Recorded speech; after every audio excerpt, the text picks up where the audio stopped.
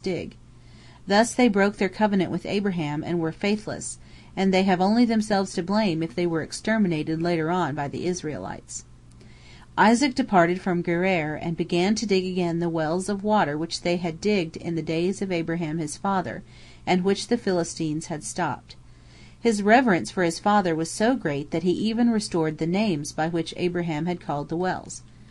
To reward him for his filial respect, the Lord left the name of Isaac unchanged, while his father and his son had to submit to new names.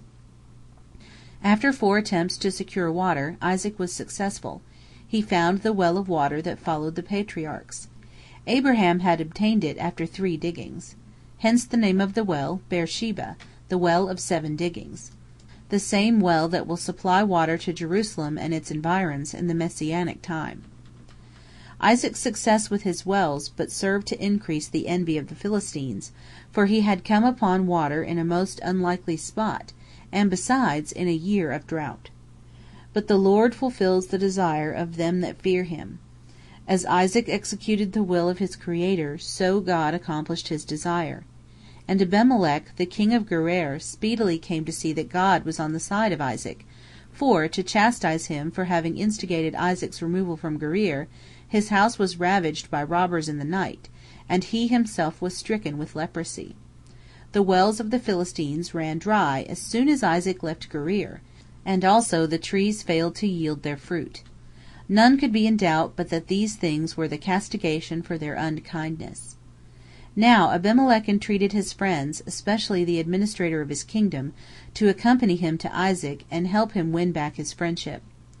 Abimelech and the Philistines spake thus to Isaac: We have convinced ourselves that the Shekinah is with thee, and therefore we desire thee to renew the covenant which thy father made with us, that thou wilt do us no harm, as we also did not touch thee.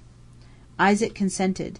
It illustrates the character of the Philistines strikingly that they took credit unto themselves for having done him no hurt.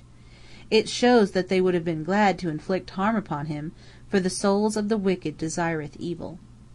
The place in which the covenant was made between Isaac and the Philistines was called Sheba, for 2 reasons: because an oath was sworn there, and as a memorial of the fact that even the heathen are bound to observe the 7 Noachian laws. For all the wonders executed by God for Isaac, and all the good he enjoyed throughout his life, he is indebted to the merits of his father. For his own merits he will be rewarded in future. On the great day of judgment it will be Isaac who will redeem his descendants from Gehenna. On that day the Lord will speak to Abraham: Thy children have sinned. And Abraham will make reply: Then let them be wiped out, that thy name be sanctified. The Lord will turn to Jacob, thinking that he who had suffered so much in bringing his sons to manhood's estate would display more love for his posterity. But Jacob will give the same answer as Abraham. Then God will say: The old have no understanding, and the young no counsel. I will go now to Isaac. Isaac, God will address him, thy children have sinned. And Isaac will reply: O Lord of the world, sayest thou my children, and not thine? When they stood at Mount Sinai and declared themselves ready to execute all thy bidding before even they had heard it, thou didst call Israel my firstborn, and now they are my children and not thine. Let us consider. The years of a man are 70. From these 20 are to be deducted, for thou inflictest no punishment upon those under 20. Of the 50 years that are left, 1/2 are to be deducted for the nights passed in sleep. There remain only 25 years, and these are to be diminished by 12½, the time spent in praying, eating, and attending to other needs in life, during which men commit no sins. That leaves only 12 years and a half. If thou wilt take these upon thyself, well and good. If not, do thou take 1/2 thereof, and I will take the other half. The descendants of Isaac will then say: Verily, thou art our true father. But he will point to God and admonish them: Nay, give not your praises to me, but to God alone. And Israel, with eyes directed heavenward, will say: Thou, O Lord, art our Father, our Redeemer from everlasting is thy name. It was Isaac, or as he is sometimes called, Elihu, the son of Barachel, who revealed the wonderful mysteries of nature in his arguments with Job.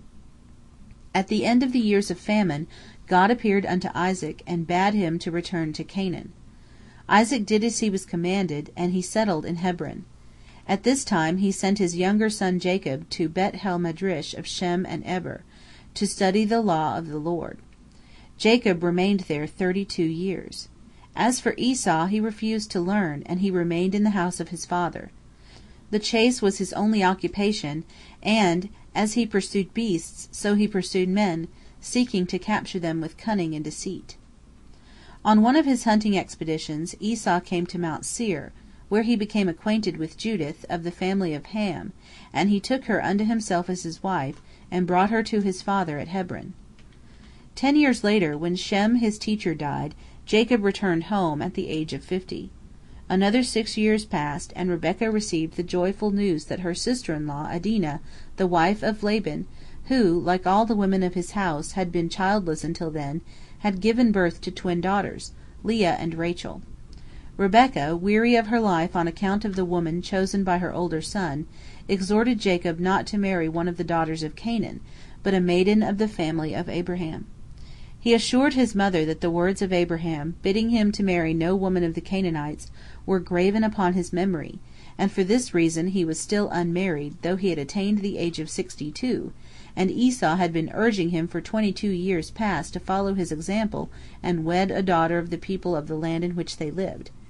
He had heard that his uncle Laban had daughters, and he was resolved to choose one of them as his wife.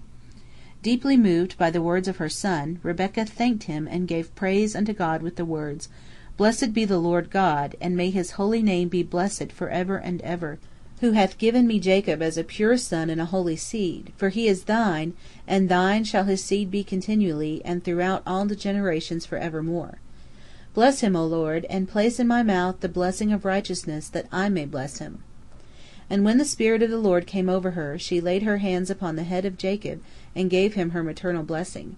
It ended with the words, May the Lord of the world love thee, as the heart of thy affectionate mother rejoices in thee, and may he bless thee.